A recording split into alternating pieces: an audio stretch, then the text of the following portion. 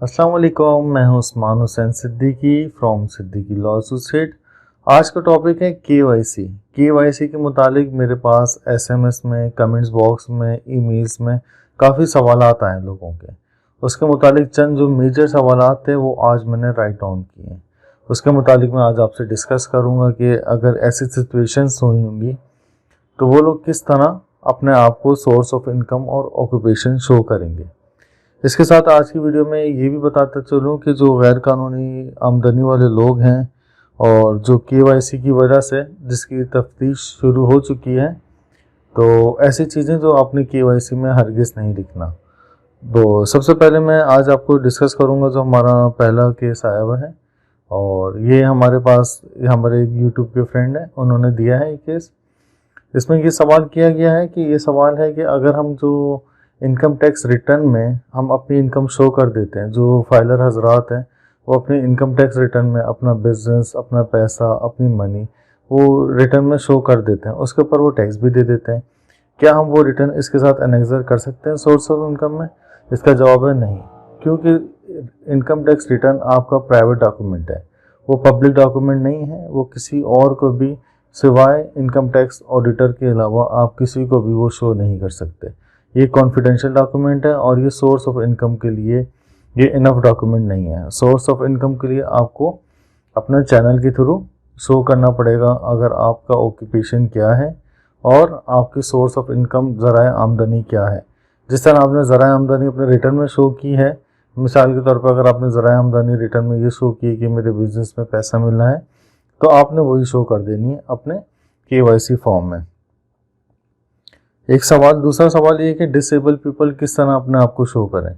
Disable people के लिए एक अच्छी बात है कि अगर उनकी इन्वेस्टमेंट 5 लाख रुपए से कम है तो वो एक एफिडेविट जमा करवा दें तो उनका सोर्स ऑफ इनकम ज़ाहिर हो जाएगा। इसके अलावा उनको कोई डॉक्यूमेंट जमा करवाने की ज़रूरत नहीं है। अगर उनकी इन्वेस्टमेंट 5 लाख से ज़्यादा है तो उनको सोर्स ऑफ इनकम शो करना पड़ेगी।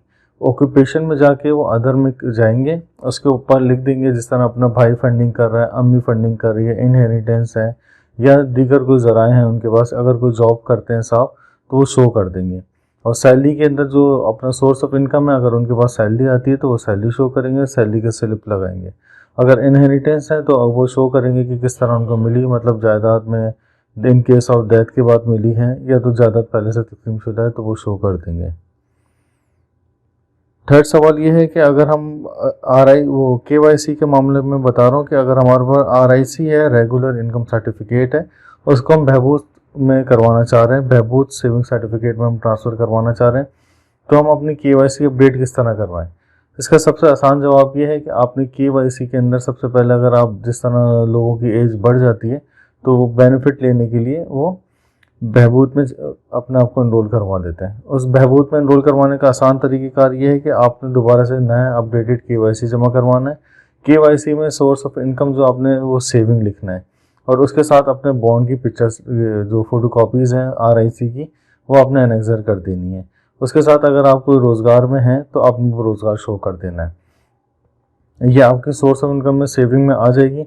और दूसरी सूरत यह है कि और अगर आपकी ट्रांसफ़र मतलब आपके अकाउंट के थ्रू हो रहा है तो अकाउंट की स्टेटमेंट भी ज़रूरी है देना।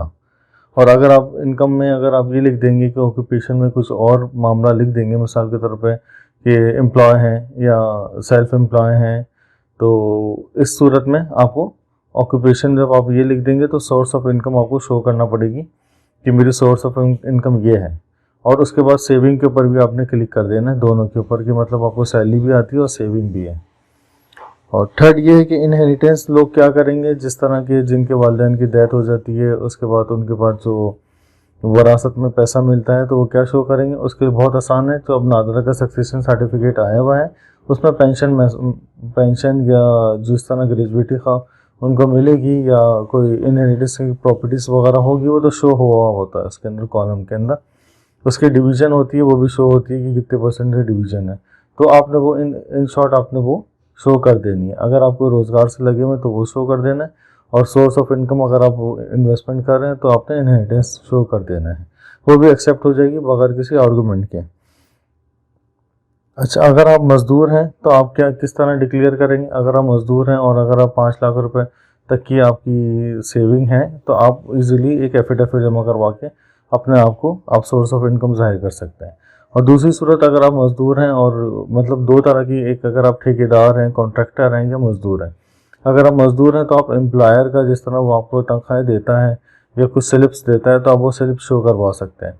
उसके अंदर आप सेल्फ एम्प्लॉय के ऊपर ऑक्यूपेशन में जाएंगे, सेल्फ एम्प्लॉय करेंगे, उसके बाद आप उसकी जो रसीद होती हैं आपने वो शो कर देंगे। या जो आपके पास जिस तरह की भी ट्रांजैक्शंस आती हैं तो आपने वो ट्रांजैक्शन का डेटा शो कर देना है। इन केस अगर आपके पास कैश आता है तो आपने वो एफिडेविट जमा करवा देना है, और एक आपने कोई रसीद होती है उसकी। तो अगर जिस तरह की मिसाल के तौर पर आप किसी से काम करते हैं, अगर बड़ा काम करते हैं तो आपने वो शो करवानी है। बासूरत दीगर आपने उसको सेविंग ही शो करवानी है अपनी। और थर्ड ये है कि अगर जो फ्रीलांसर हजरात हैं, फ्रीलांसर की भी बहुत सारी किस्में हैं। आजकल जो फ्रीलांसर्स का पाकिस्तान में बहुत बड़ा बिजनेस चल रहा है, कॉल सेंटर्स चल रहे हैं। तो इसमें यह है कि जो इलीगल, जो FIA ने, जो गवर्नमेंट ऑफ पाकिस्तान ने इलीगल चीज़ें डिक्लेयर की हुई हैं, अगर आपकी इन्वेस्टमेंट उस जगह पर है और आप बैंकिंग चैनल के थ्रू भी लेकर आते हैं और इलीगल मनी है, तो आपका अकाउंट सील कर दिया जाएगा।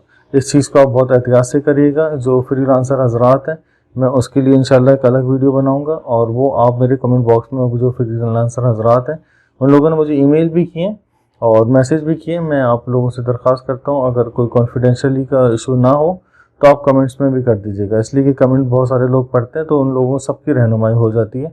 इनडायरेक्टली तौर पे बहुत सारे लोग, आपको पता है कि कमेंट पढ़ते हैं तो उनको चंद सवालात का थोड़ा सा जवाब उनको मिल जाता है।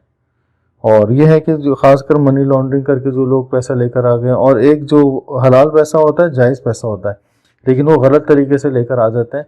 वो ये होता है कि अपने साथ लोग कैश लेकर आ जाते हैं। वो जो कैश है वो पाकिस्तान के कानून में डिक्लेरेशन नहीं है उस कैश की।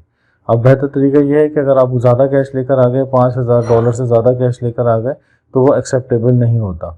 कोशिश करें कि तो अगर आप कैश लेकर आ रहे हैं तो वो किसी चैनल के थ्रू, एक्सचेंज के थ्रू लेकर आ जाएं। हुंडी और ज़रिया वगैरह का यूज़ बिल्कुल भी नहीं करना है आपने। तो फ्रीलांसर हजरात हैं तो आप भी ये एहतियात करिएगा। जो वेबसाइट्स होती हैं, चंद वेबसाइट ब्लॉक्स हुई हैं पाकिस्तान के अंदर, अगर आपने उसके थ्रू लेकर आ गए, जिस तरह अभी क्रिप्टो करेंसी के ऊपर एक इशू चल रहा है, तो बेहतर है अगर आप क्रिप्टो करेंसी की, अगर आपने उसमें से प्रॉफिट कमाया है और वो चैनल के थ्रू लेकर आ रहे हैं, तो वो भी आगे जाके आपके लिए इशू क्रिएट कर सकती है। और भी अगर आपको सवाल जवाब हो तो आप कमेंट बॉक्स में भी कर सकते हैं। अगर कोई कॉन्फिडेंशियली का इशू हो तो ईमेल पर भी आप मेरे कर सकते हैं। इंशाल्लाह मैं आप सबका जवाब दूंगा। बहुत शुक्रिया आपका। अल्लाह हाफ़िज़।